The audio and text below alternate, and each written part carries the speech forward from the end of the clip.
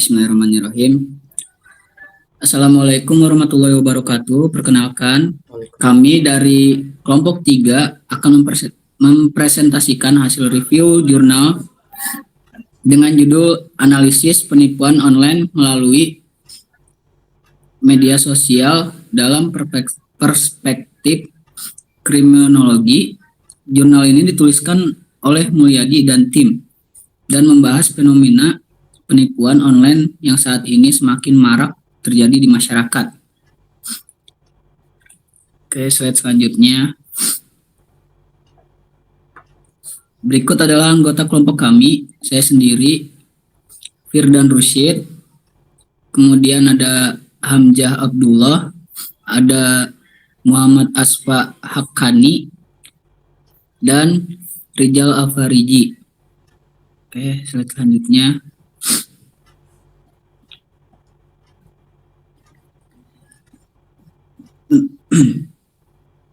Seiring latar belakang, seiring berkembangnya teknologi dan internet, aktivitas masyarakat menjadi jauh lebih mudah, terutama dalam hal komunikasi dan transaksi online. Namun, kemudahan tersebut juga membawa dampak negatif, yaitu meningkatnya kejahatan digital atau cybercrime.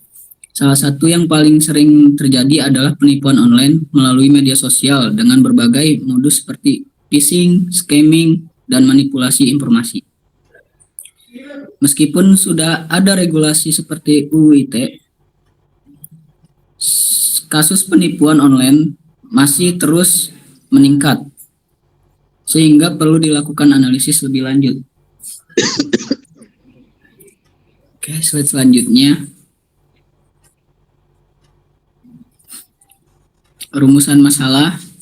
Berdasarkan latar belakang tersebut, penelitian ini memiliki 2 rumusan masalah utama. Yang pertama, apa saja bentuk penipuan online yang terjadi melalui media sosial. Dan yang kedua, bagaimana pengaturan hukum di Indonesia dalam menangani tindak pidana penipuan online tersebut. Selanjutnya dilanjutkan oleh rekan saya. Selanjutnya ada metode penelitian. Penelitian ini menggunakan metode yuridis normatif, yaitu penelitian yang berfokus pada kajian hukum yang berdasarkan peraturan yang berlaku. Pendekatan yang digunakan adalah studi perkepustakaan dengan memanfaatkan data sekunder seperti undang-undang, jurnal, buku, dan sumber dari internet lainnya. Data tersebut kemudian dianalisis secara kualitatif tanpa menggunakan angka atau statistik. Lalu selanjutnya ada bentuk-bentuk penipuan. Dalam penelitian ini terdapat beberapa bentuk penipuan online yang sering terjadi. Yang pertama ada penipuan jual beli online, di mana korban tidak menerima barang atau barang tidak sesuai dengan yang dijanjikan. Lalu yang kedua ada penggunaan identitas palsu untuk menyembunyikan pelaku. Lalu selanjutnya ada yang ketiga yaitu penyebaran informasi palsu untuk meyakinkan korban. Lalu selanjutnya ada yang terakhir yaitu penggunaan citra palsu seperti foto atau tampilan produk yang tidak sesuai dengan kenyataan. Lalu selanjutnya ada regulasi hukum. Nah, penipuan online di Indonesia diatur dalam beberapa peraturan hukum. Di antaranya yaitu KUHP pasal 378 yang mengatur penipuan secara umum, serta UU ITE khususnya pada pasal 28 ayat 1 dan pasal 45A ayat 1. Dalam aturan tersebut, pelaku penipuan dapat dikenakan sanksi berupa pidana penjara maksimal 6 tahun atau denda maksimal 1 miliar rupiah. Namun dalam praktiknya penegakan hukum masih belum ditingkatkan. Oke, selanjutnya akan dilanjutkan oleh saudara saya, Hamzah. Ya, berikut adalah beberapa dampak dari penipuan online. Mulai dari kerugian finansial seperti kehilangan uang, hingga pencurian dan penyalahgunaan data pribadi. Selain itu, korban juga bisa mengalami dampak psikologis seperti trauma dan rasa tidak aman. Hal ini juga berdampak pada menurunnya kepercayaan masyarakat terhadap transaksi online. Next. Untuk mengurangi kasus penipuan online diperlukan beberapa upaya pencegahan, di antaranya meningkatkan kesadaran dan kewaspadaan masyarakat dalam menggunakan media sosial.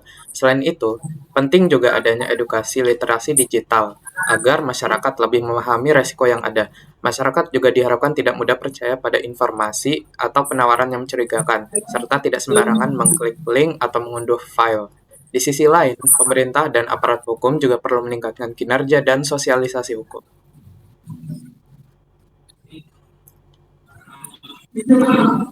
Untuk jurnal ini memiliki beberapa kelebihan, dimulai dari pembahasannya yang cukup lengkap, mulai dari bentuk penipuan, modus, regulasi hukum, hingga upaya pencegahan.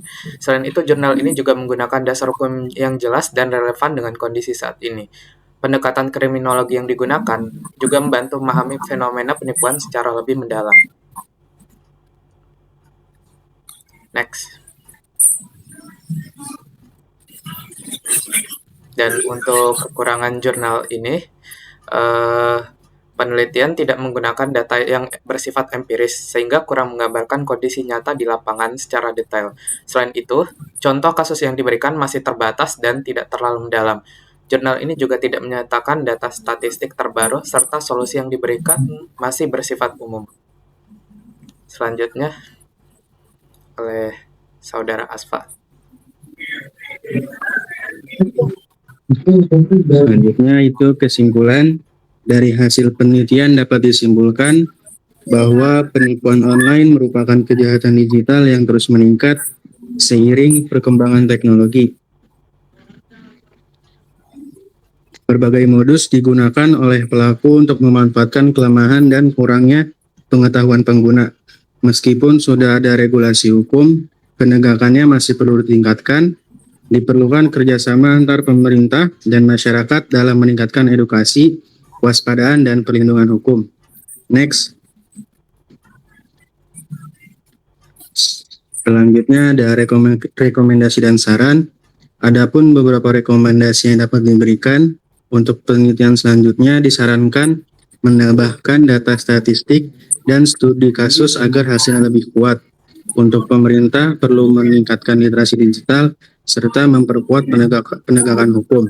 Sedangkan untuk masyarakat diharapkan lebih waspada dan tidak mudah percaya terhadap informasi yang beredar di media sosial. Next. Selanjutnya ada link jurnal. Berikut adalah link sumber jurnal dan dokumen yang digunakan sebagai referensi dalam penelitian ini. Next. Demikian presentasi dari kami. Kami mohon maaf apabila terdapat kekurangan dalam penyampaian. Terima kasih atas perhatian teman-teman semua. Assalamualaikum warahmatullahi wabarakatuh. Waalaikumsalam warahmatullahi wabarakatuh.